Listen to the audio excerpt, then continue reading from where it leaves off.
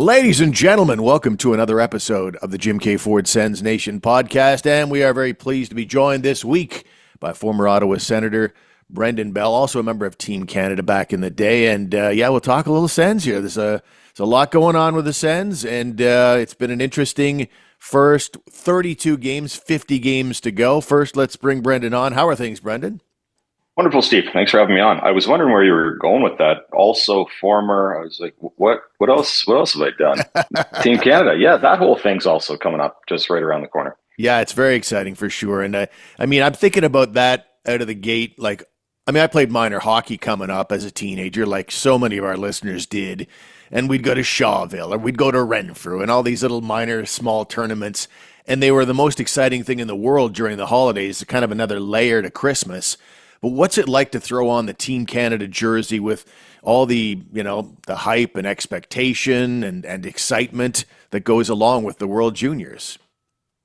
Best. It is absolutely, obviously making the NHL and playing in the NHL is every little hockey player's goal. But, the World Juniors was right there beside that for me. Unfortunately, I got to play in Canada. We were in Halifax at that time, but it was every year at Christmas, from the time I can remember being 6, 7, 8 years old, it was like Boxing Day. I can't wait for the World Junior game to start. And then to get to play in that at some point was a real honor and a privilege. But, every year it's funny that, the further I get away from my playing career and the more I'm at the rink with my kids, it's kind of like we're in this kind of dead spot where like I've got tournaments with my kids over the holidays, but then you remember, World Juniors is going to be on every night. Like we've got good hockey to watch in this tournament. And, having been in Ottawa last year, I was fortunate to be a part of that and doing some broadcasting, but it's a special, it's a month-long thing, but that kind of 7 to 10 days where the games are on,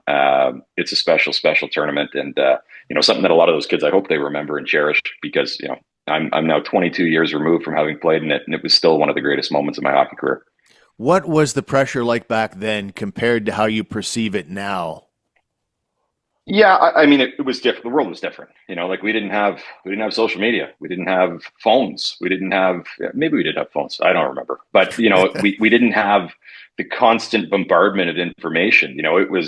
I remember waking up in my hotel room every morning and flipping on TSN and watching for who got cut or who are they talking about? What are the lines going to be and who's going to play with, is Spezza coming? Is Bouwmeester coming? Those were the guys that were my age that were in the NHL.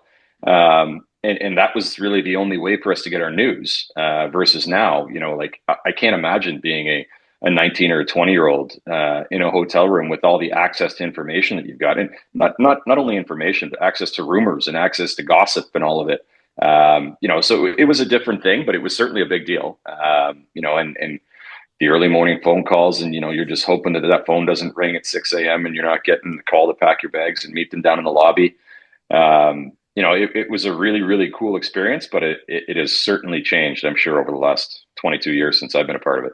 Yeah. And for the record, we had phones. We weren't getting our entertainment and information. We were actually using them to call people. So that was where cell phones were at with the old flip phones back then for sure. But it's a great time of year for sure. And, the Senators right now, as we record right now, they've just reached the 32 game mark. So I was thinking they have 50 games left to go. So we probably, whether good or bad, it's still pretty early in the season. But I wonder, they're only 2 games over 500 at this stage of the game. They're 4 points out of a playoff spot. I wonder, what is kind of your big picture evaluation of the Senators' first 32 games here?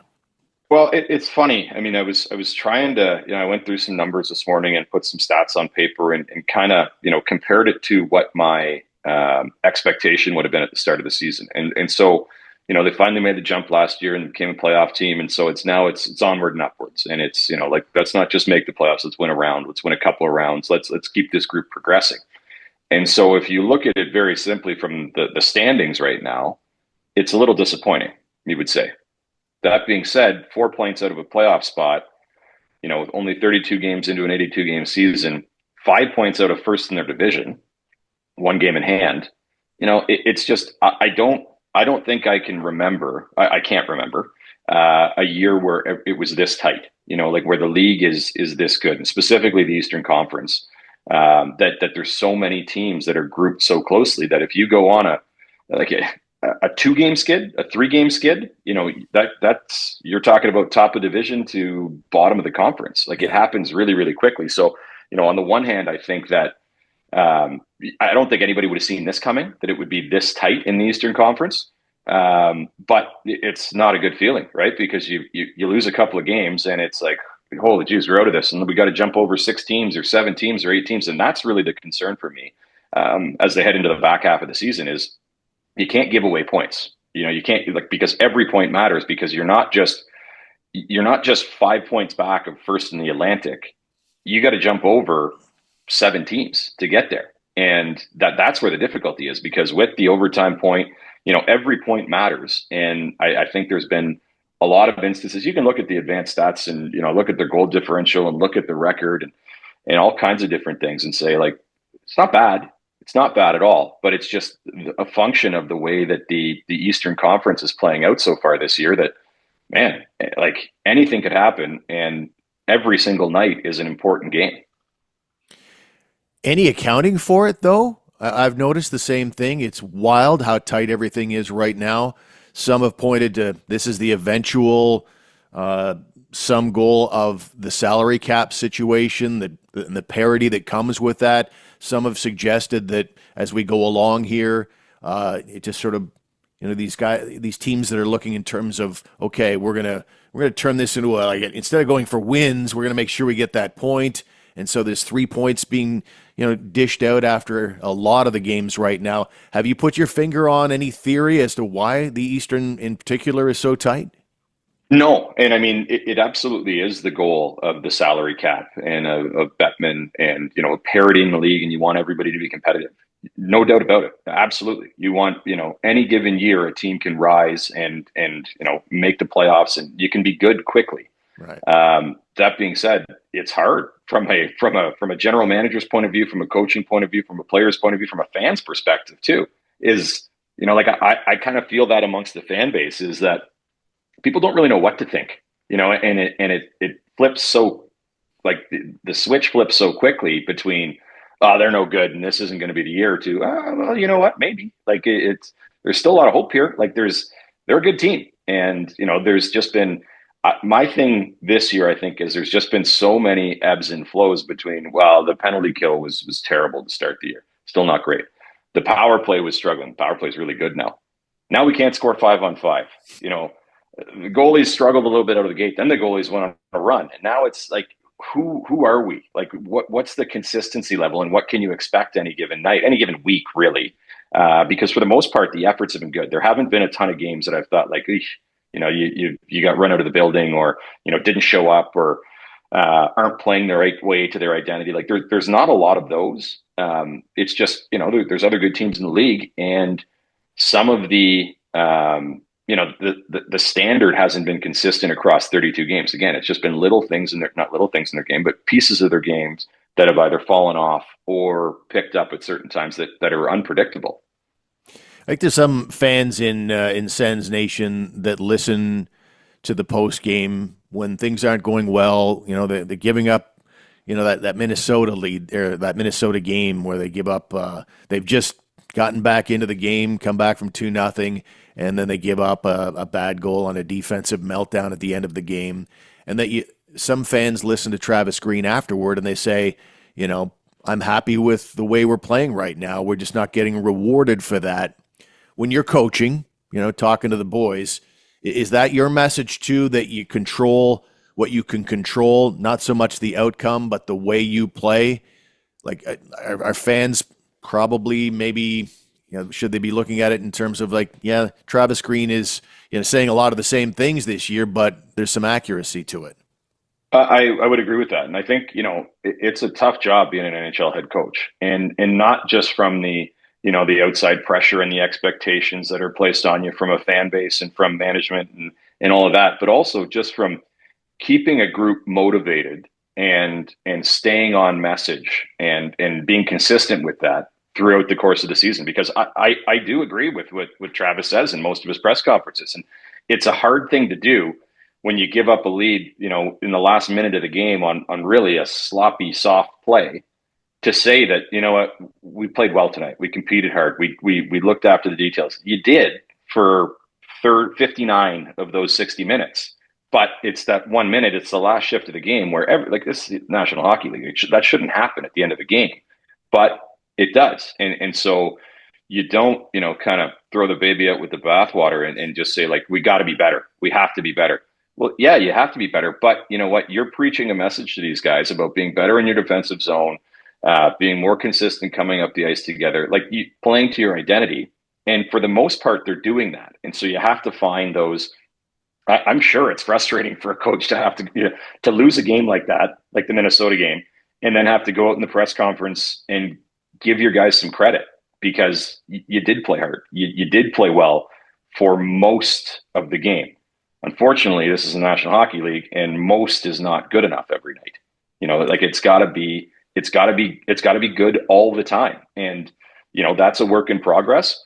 But I can appreciate his messaging, and from a player's perspective, I would respect that. Like the season's long, and so the coach isn't coming in here every morning. He's feeling the pressure, no doubt about it. Like they look at the standings every morning.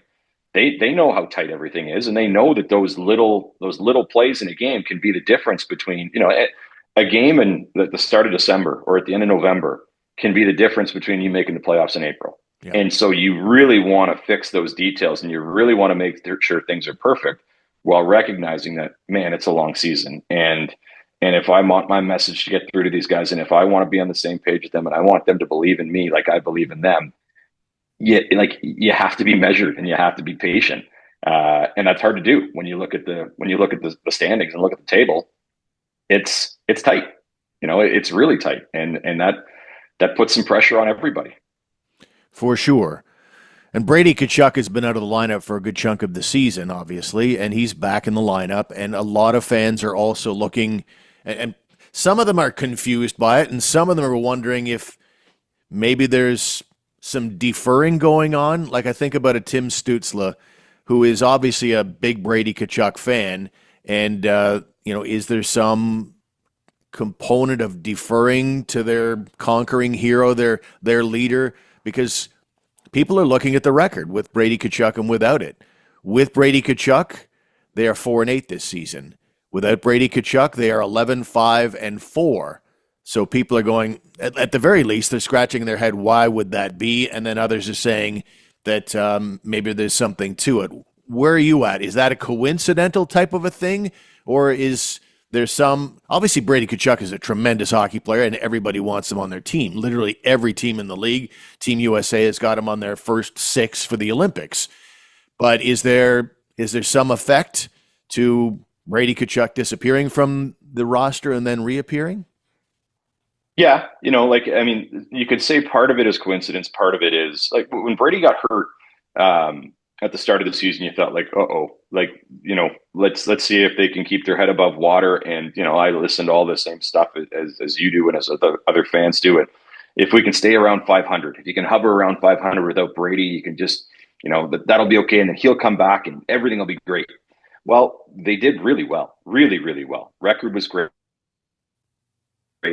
Played well, everybody bought in, and then Brady starts practicing, and it's a red jersey, and then it's a regular jersey, and it's like, oh, what if they take their foot off the gas here, and what if and it's like, well, that's a good problem to have. You got a team that's playing really, really well, and guys that have stepped up and done more than is expected of them, and then you've got your captain, your leader, your for all intents and purposes, I mean, best player. That's Jake Sanderson, but your most impactful player potentially in a game, and Brady Tkachuk coming back. Yeah, there would potentially be the opportunity that guys might take their foot off the gas, and Brady's back, and so that means there's more hits on the forecheck. We know where he's going on the power play. There's somebody in front of the net. There's doing all the things that Brady does so well. So maybe I just slide down in the lineup and I don't have to be called on as much. That's not the natural instinct for a hockey player. Like, you want to play, you want to contribute, you want to compete. And because you get bumped down in the lineup, it should be, I want to earn my way back up into that next spot. Even though our top 6 is set and I'm the 7th guy now and I'm playing on a 3rd line or whatever it is, or out of the lineup, you want to play better. I think it is a coincidence that that they're 2-4 since Brady's back in the lineup. but it is something that you have to discuss and you have to talk about. Like, there hasn't been, to me, a measured drop off in their game in the way that, the other 11 forwards have played since Brady's come back. And I don't think that's it at all. But there is something to be said for, we were on a pretty good run. Things were going well, doing all the little things, like little battles, winning things that you might not recognize or might not, be important pieces of the game every game. But everybody's bought in because we don't have our guy. And we just got to hang on until he gets back, put us in a good position so that when we've got our captain back, we can make this push down the stretch. And, we can't lean on that for an excuse where, captain's out. And so we went, you go 8-12 over that stretch, and it's like, well, we were without our captain for 20 games. And so there's our excuse for why we didn't make the playoffs at the end of the season. No, this is the opposite. And I don't feel like you can actually look at it game over game and think, well, they haven't been good enough because, some guys aren't playing as well now that Brady's back in line. But I don't think that's it. But all that to say, it's a hard thing to explain. Oh, hey, how's it hanging? This is no time to joke. I could have easily avoided all this, like zero chance. And now I'm literally a human ornament. So save yourself and never hang lights again. Book a spring install today and receive 10% off. And can somebody help, please? Our new sponsor, Steve, the Midas, the 5 locations here in Ottawa and 1 in Gatineau, 4 in Ottawa, 1 in Gatineau, have joined us as a sponsor, and they got a deal on with these Nexen, N-E-X-E-N, Nexen tires, a good mid-range tire, I'm told. And these puppies are on buy 3, get 1 free. Like, that's 25% off, Steve. You can't beat that with a stick. If you're suddenly realizing, oh my God, winter's here and you haven't got your tires yet, you might want to hop into one of these 5 Midas shops. There's one in Orleans. There's one at Bank Street, just south of Heron there. There's one at Bell's Corners.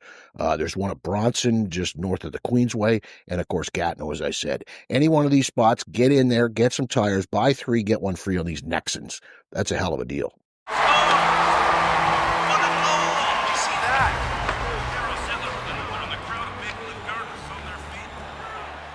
Look, I've played a lot of games. The great ones you'll remember. That's what these lights do. They turn moments into memories. Legendary lighting. Celebrate is the real deal. Permanent lights, year-round style. But you look at Tim Stützle right now. He's playing out of his mind. The last 4 games, he's got 9 points. And I thought he was phenomenal in the victory in Winnipeg that happened on Monday night. But I want to ask you, I want to get your defensive lens on things as a former NHL defenseman and ask you about 2 players in particular, kind of at various spectrums of the team's depth chart.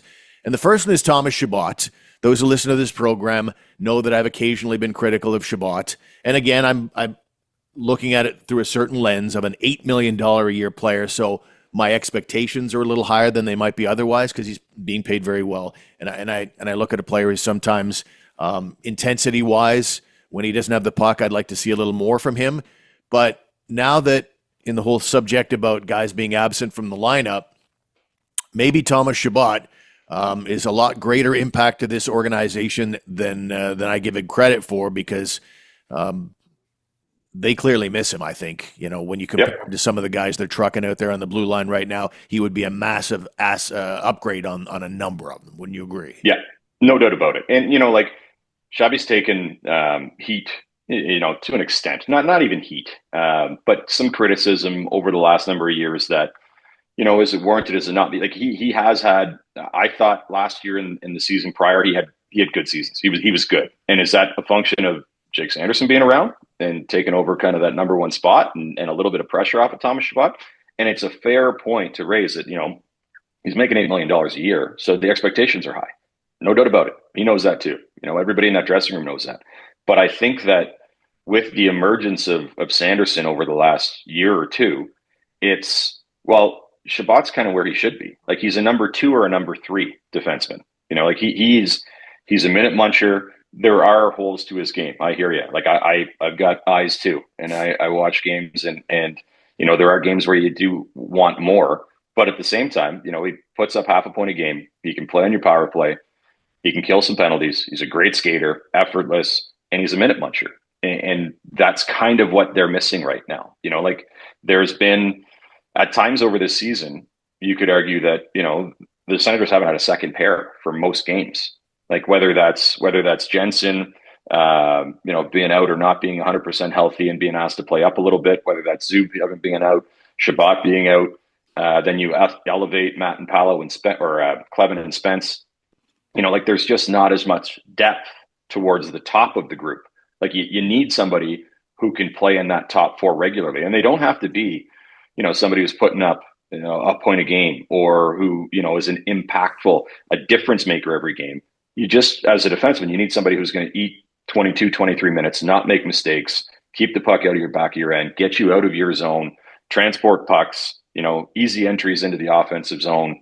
And that's kind of what Thomas Chabot does when he's on and when he's good. And so it has become a bit of an issue on slotting, I think, for where players are, on the defensive depth chart. Like you're asking players to do a lot. And I was one of those guys. I was a Jordan Spence kind of player at one point in my career where I can come into the lineup and I could play up for a game or two, but it's a hard thing to do, to be, consistently playing top 4 minutes night after night after night, because mistakes are magnified. You're on the ice against the other team's best players, and one poor decision, it's in the back of your net, you're -1. Oh, geez, now I don't want to make another mistake. I don't want to go out of the game tomorrow. I don't want to be a scratch.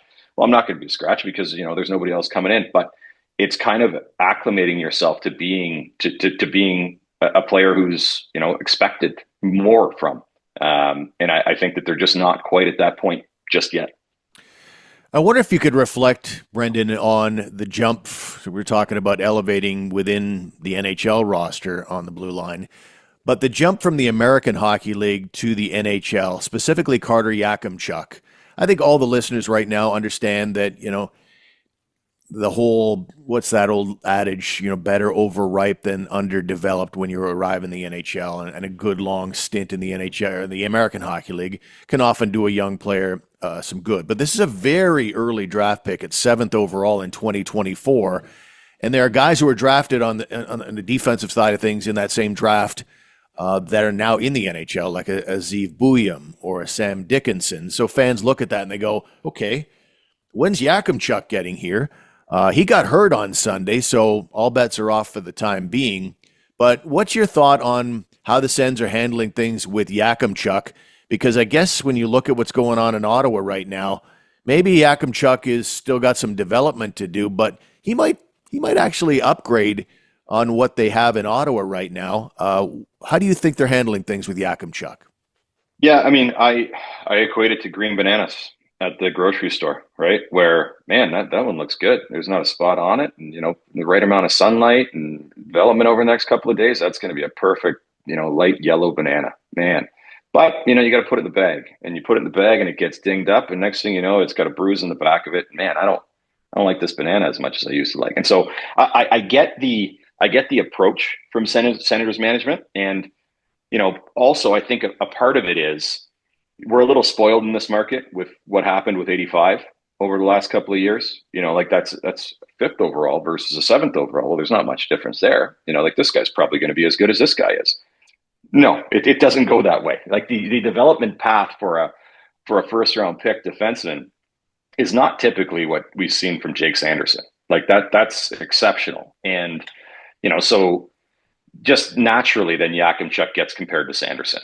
And I think that that's probably unfair to Yakimchuk. And I think that the Senators management and coaching staff is very well aware of that. And so, let's not rush this, because not only is there, Yakimchuk's long-term development and becoming an asset and a player for our organization long-term, it's also, there is a little extra heat here on this kid, because you've got another guy who has done so well over the last couple of years, his first few years in the league.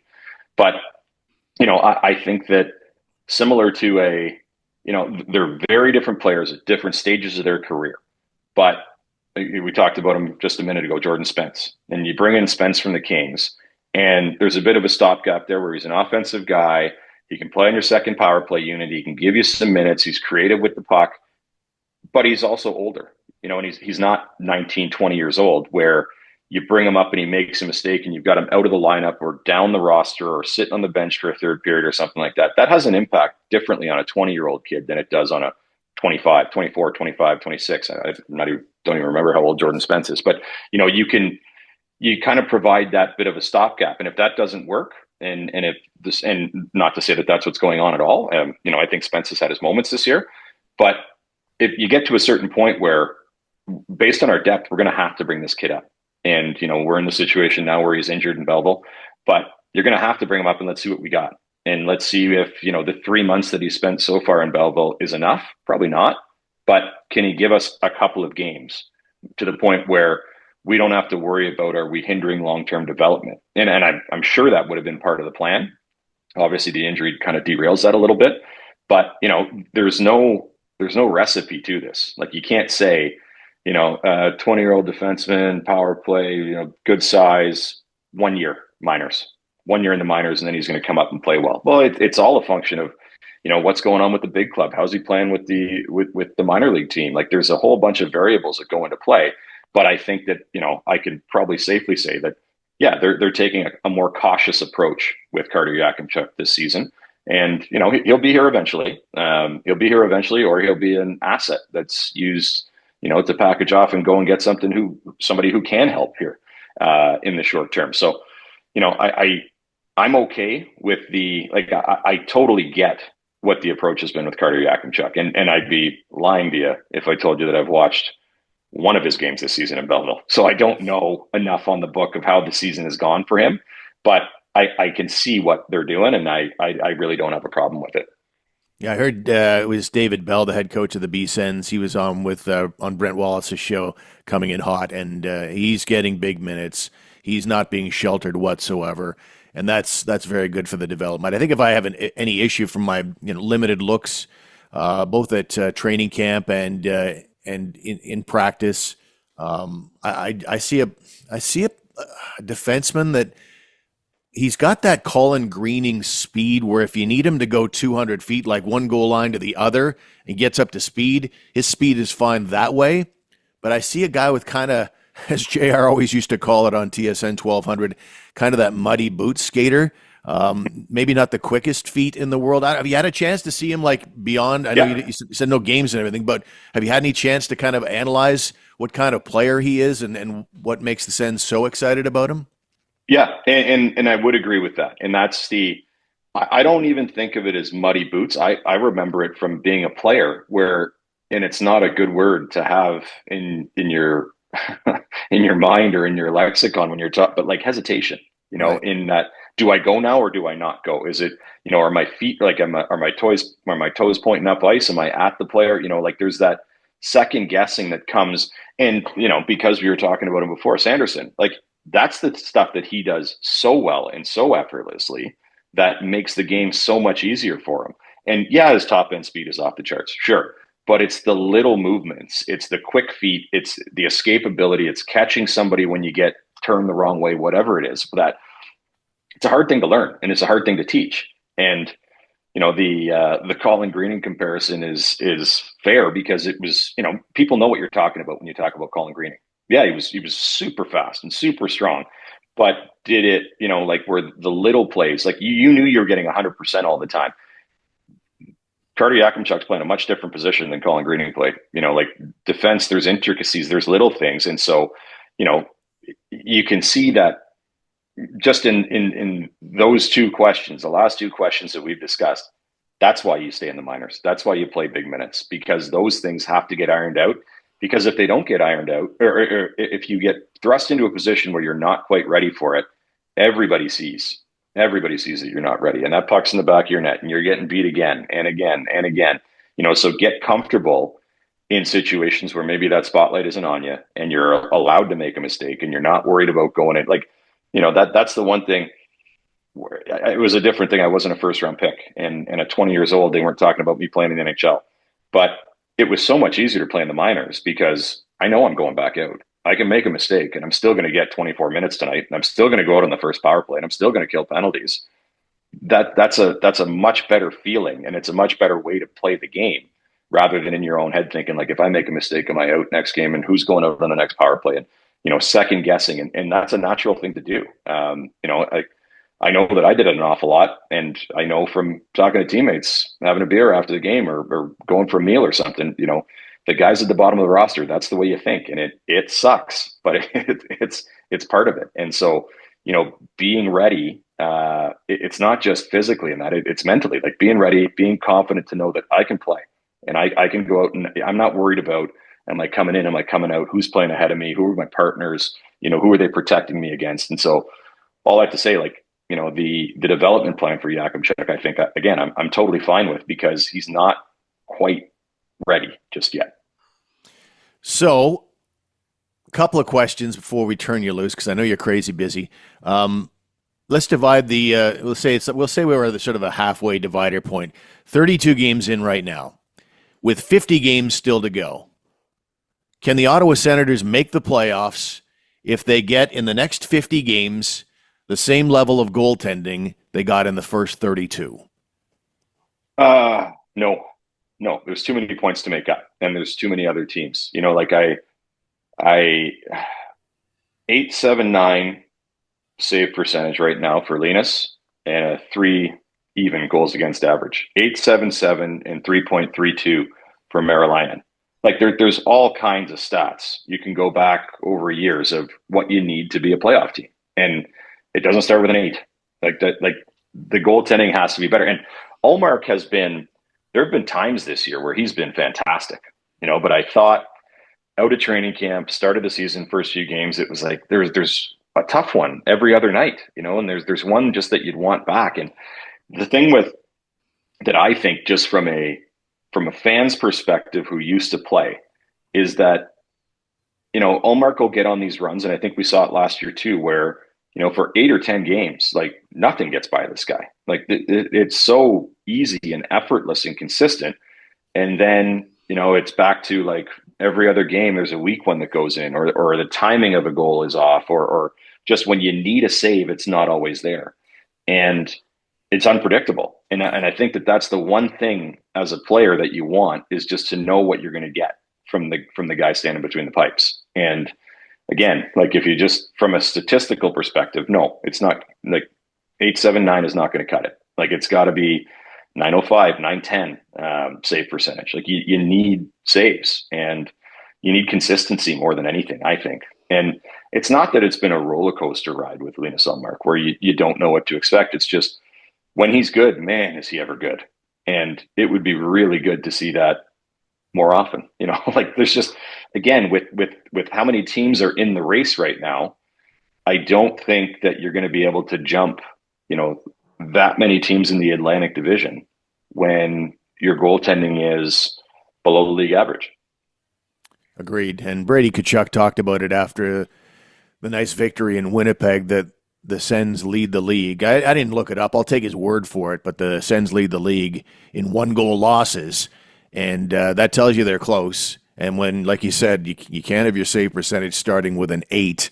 And so, yeah, if it continues, I expect the record will continue, and they'll still be out of the playoffs. Needs to get a little better, substantially better, particularly on Ullmark's front, where he makes $8.25 million for 4 more years. That goalie graveyard thing that the JR always used to talk about, like, you think about it, it's just, since Craig Anderson, they try to airlift in a Matt Murray, then a Jonas Korpisalo, and now a Linus Ullmark, and it just, nothing seems to be sticking, but we'll keep our fingers crossed that Ullmark and maybe Marilainen, like he did last year, maybe one of them can go on a run and get them back into playoff position. But I want to leave you with this, since we are in the holiday season here. What is, Brendan Bell, your best hockey-themed Christmas gift of your lifetime? It'd be easy. I got a pair of Bauer 4000s for Christmas one year. I'm the oldest of 4, and every year, like, you'd get a new pair of hockey pants or a pair of gloves or something like that. And I think I might have been 12 or 13 years old, so kind of similar to where my kids are now. And my dad had met one of the Senators defensemen who helped him out at that time, and so Lance Pitlick gets a shout out here too. Lance was a buddy of my dad's when he played here, and Lance hooked my dad up with some kind of code from Bauer. It wasn't a code because we barely had the friggin' internet at that time. But one of the trainers or something had helped with a pair of Bauer 4000s for Christmas, and I thought it was the greatest thing in the world because that's what all the NHL guys wore. And at that time, I think it was Oleg Tverdovsky was my favorite defenseman to watch in the NHL. Smooth skating, Russian. It wasn't like he had an out of this world career or anything, but just had great hands, good vision, unbelievable skater, and he wore Bauer 4000s, and I got the same pair of skates at the same time. It wasn't like I'm wearing them the year after they've moved on to the next pair, but pair of Bauer skates, man, oh man. I thought I was pretty much in the NHL at that point. Got a new pair of skates that all those guys are wearing. That's about as good as it got. Yeah, fantastic. Mine was because I was a Montreal Canadiens fan back in the day, and this is when, the authentic pro style jerseys, they weren't as easy to come by. That's a little older. And it was like it was a red Canadiens jersey, and it was I don't know, the quality was like felt or something, and it was a plastic CH on the front. But man, did I love that thing! I was jacked. Unfortunately, on Christmas night, somewhere along the way, I peeled it off, and my sister threw it off of a chair, and it ended up on a warm air vent. Oh. And it basically melted the crest enough so that it was all rippled around it and stuff. And I still wore it a little bit, but I was furious, but I sure loved it for the time that I had it in good shape. So yeah, and ladies and gentlemen, if you've got a great holiday hockey themed gift that you want to share with us that we could read on the next show, we got a few shows coming up between now and Christmas. But in the meantime, we want to say thanks to our special guest today, former Ottawa Senator Brendan Bell, for joining us here on the program. Brendan, enjoy your holidays. I hope you and the family have a great one. Lots of good hockey in there as well. And thanks so much for joining us on the show. Anytime. Good to chat with you. Merry Christmas, Steve. Merry Christmas. There is Brendan Bell, former Ottawa Senator, joining us on the show. Thank you very much, ladies and gentlemen, for being with us. We'll talk to you in our next episode.